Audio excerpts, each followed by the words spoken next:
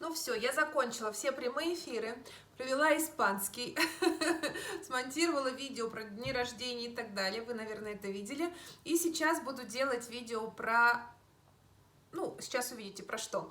То есть я это видео посвящаю, Сергей, тебе, потому что я давно обещала человеку показать рецепт этого борща. Ой, проговорилась. Ну ладно, это не важно. То есть рецепт. Я не видеоблогер, который снимает еду, поэтому простите, что как это получится, так и будет. В общем, смотрите, я просто готовлю и просто записываю.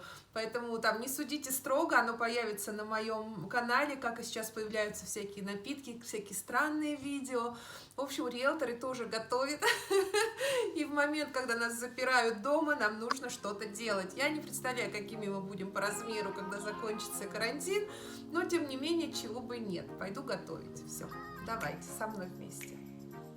Ну что, мои хорошие, хочу познакомить вас с таким прекрасным набором продуктов. Для чего? Как вы думаете? Даю вам несколько секунд подумать. Хотя в названии вы уже прочитали. Это мой борщ. То есть борщ, который я готовлю из каких-то ингредиентов. Так, смотрите, это, конечно, соль, вот этот вот коричневый сахар, и это уксус. Можно использовать лимонные кислоты. Ну, кто как хочет. Дальше обязательно капуста, картошка. Я опять же добавляю имбирь.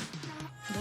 Но не в этом количестве. То есть пропорции не эти. Луковицу, естественно, свеклу, петрушку. Я люблю укроп. Если есть петрушка, то петрушка. Это домашний майонез, домашний, который я дома делаю. То есть вот такой вот у нас борщ в начале. Так выглядит наш борщ перед готовкой. С ингредиентами разобрались. А теперь с пропорциями. Я совершенно не знаю, в каких пропорциях, в каких граммах или в чем это мерить. То есть я сейчас приготовлю все, и потом вам покажу, как это будет выглядеть. Я подготовила первый шаг, то есть я сейчас буду пережаривать морковку и лук. Сначала мы жарим лук, это половина луковицы, которую вы видели, и морковка, то есть это одна морковь и половинка. То есть вот эти вот ингредиенты мы будем пережаривать вместе, но сначала начнем с лука, только-только он станет мягче, мы добавим туда морковь. Пока будем пережаривать, почистим свеклу, так как свекла морает руки, я это делаю, вот как начала зажарку первых овощей. В корзине я использую две сковородки, то есть я буду пережаривать здесь морковку, лук, здесь я буду пережаривать свеклу. Вот я так готовлю, да. Вот здесь, значит, масло. Использую я только это подсолнечное масло, не оливковое ни в коем случае. Я его наливаю, включаю конфорку. То есть сначала одно. То есть пока это все будет готовиться, я буду работать со свеклой. Делаем, сколько у нас получилось свеклы. Видите? То есть я ее перетерла. Лучок жарится. Я еще морковку не закинула, но уже закинула в сковороду свеклу. То есть это вот одна свекла, которую вы вначале видели. И сейчас я поставлю кипятить полный чайник воды. То есть поставлю, чтобы у меня был кипяток.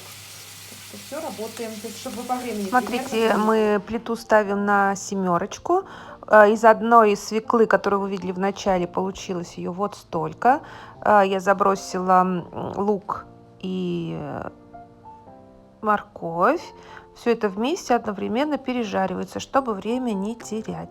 В это время у меня кипятится 1,7 литров воды, которую я потом залью в большую кастрюлю. Готовлю я в большой кастрюле, не полная она будет, чтобы потом можно было перелить в мелкую. Но чтобы все это можно было мешать, закидывать и смотреть, чтобы борщ получился не густой. Там, если нужно долить водички, берем большую кастрюлю. Так, уксус, смотрите, я поливаю уксусом, но можно лимонным соком. Лимонным соком даже лучше. Но как-то вот по привычке, по рецептам юности я привыкла к этому уксусу, вот его и использую. Поэтому немножечко уксусом, чтобы свекла, кстати, не потеряла впоследствии свой цвет, чтобы борщ всегда был таким бордовым, очень насыщенным. Все мы это на 7 где-то примерно перемешиваем, притушиваем, чуть-чуть прижариваем, не забываем, помешиваем. То есть вот так вот чуть-чуть, хорошо. Так. Вот, смотрим. Я не люблю зажаренный. Должно быть все вот такого слегка розового цвета. Слегка розового. Так, видите, переставила.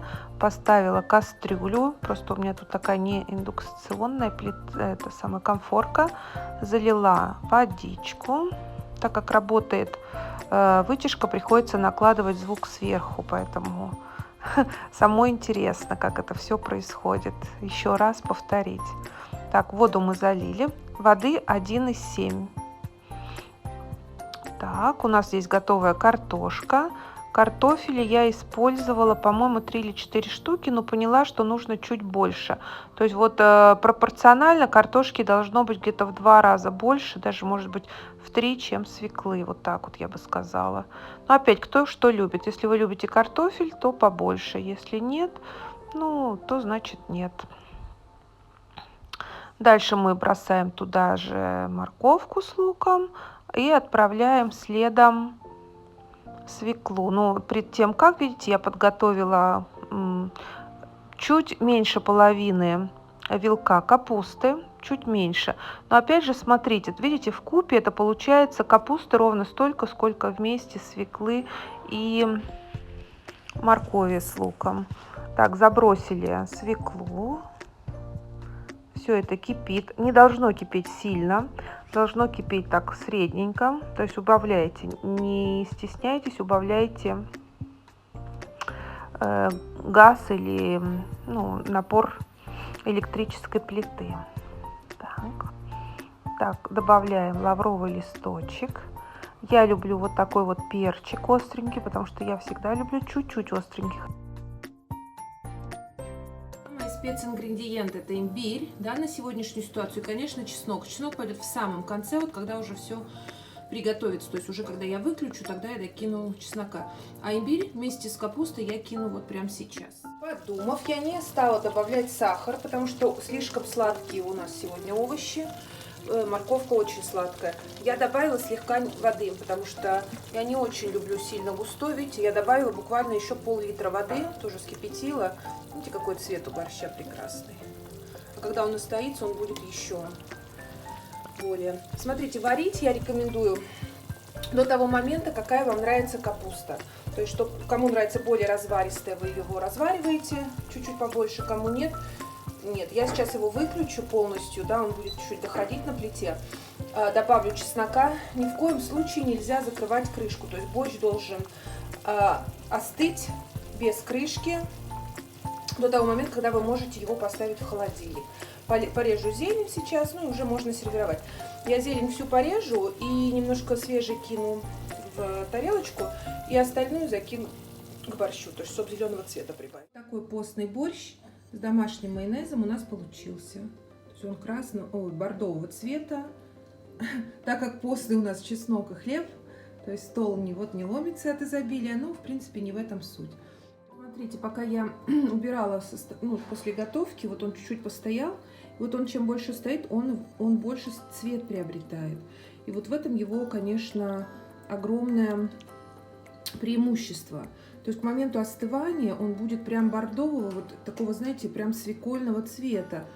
И, может быть, за это мы его так любим.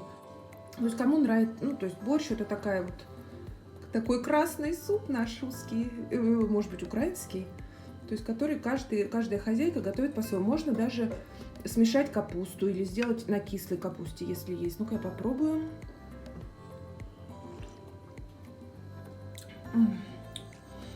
Борщ, конечно, но это прям мой. Особенно когда с имбирем. Это вот такой вкус. Имбирь не все добавляют, а я стараюсь добавить имбирь. Это прям великолепная вкуснотень. Сейчас еще попробую. Пробовать тут невозможно. Тут надо просто кушать. Все, приятного вам аппетита, готовки. Пишите, как вам рецепт, если вы готовите. Или пишите свои, что вы добавляете, то есть по ингредиентам, почему именно ваш борщ любят. Спасибо огромное, что досмотрели это видео до конца. Ставьте лайки, подписывайтесь на канал и оставляйте под этим видео комментарий. Если нужна какая-то дополнительная информация, вся она есть под этим видео в описании. С вами была Оксана Майкова. Пока-пока, увидимся в следующем видео.